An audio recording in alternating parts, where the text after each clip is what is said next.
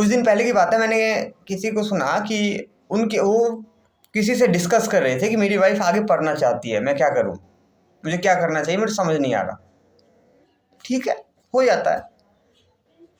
तो सामने वाला क्या जवाब दे रहा था कि ऐसा मत करो। उसने पूछा क्यों? वो कहता अगर तुम्हारी वाइफ पढ़ लिख जाएगी ना तो किसी और के साथ सेटल हो जाएगी, तुम्हारे साथ फिर नहीं रहेगी। तो आप सलाह किससे ले रहे हो, एक बार ये देख लो। देखो, अगर आप बिजनेस के लिए सलाह ले रहे हो ना, तो सलाह उससे लेने जाओ जो बिजनेस कर रहा है, या फिर जो बिजनेस करना चाहता है लेकिन आप उसके बीच में कॉम्पिटिटर नहीं बनने वाले, तब वो सही सलाह देगा। आप किसी ऐसे व्यक्ति से डिस्कस करने जाओगे जो ना तो बिजनेस कर रहा है ना ही कर सकता है, या फिर जिसके आप कॉम्पिटिटर बन सकते, तो वो आपको कभी भी सही गाइड नहीं करेगा। उस व्यक्ति ने भी कुछ वैसा ही किया। वो कहता कि ऐसा मत करो, अपनी वाइफ को मत पढ़ाओ। देखो, आप अपने परिवार को देखो, मेन कहते कि पढ़ लिख के भाग जाएगी। देखो, अगर भागने वाली होगी ना, आप नहीं पढ़ाओगे तो भी भाग जाएगी। अब भागने वाली नहीं होगी तो पढ़ाओगे तो भी नहीं भागेगी।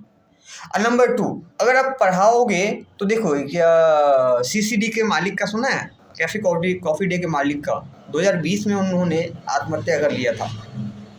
तब उनके सिर पे 7,000 करोड़ का कर्जा था। हाँ, जाहिर सी बात है, कर्जे के कारण नहीं किया था।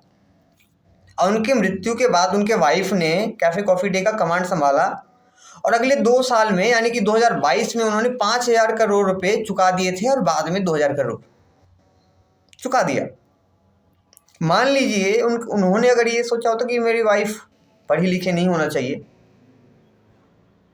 तो क्या आज उनका जो कर्जा था वो चुक गया होता?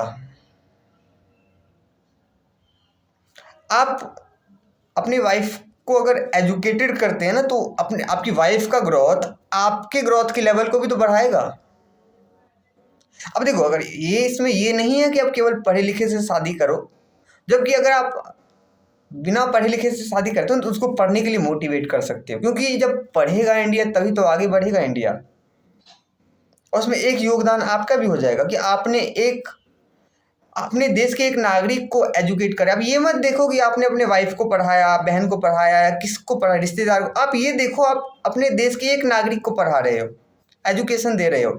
एजुकेशन का मतलब ये नहीं, एजुकेशन का कोई उम्र नहीं होता, पहली बात। और दूसरी बात, एजुकेशन का मतलब ये नहीं होता कि आपको सर्टिफिकेट मिल गया, बल्कि एजुकेशन आपको एक ओपन माइंड प्रोवाइड करता है कि आप अपने विचार से सोच सकते हो, दूसरे के कहने में नहीं आते, दूसरे के द्वारा रिमोट से कंट्रोल नहीं होते आप,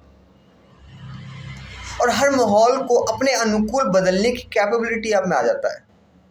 किसी भी माहौल में रह सकते हो, वो कैपेबिलिटी हमें प्रोवाइड करता है। हर समस्या से लड़ने का हथियार हमें एजुकेशन प्रोवाइड करता है।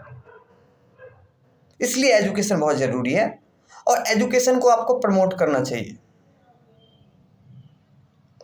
चाहे आपके परिवार में हो या परिवार से बाहर। कोई आपसे अगर डिस्कस भी करते तो आप इसमें एजुकेशन को लेकर कभी भी गलत कमेंट ना करें। जय हिंद, जय भारत।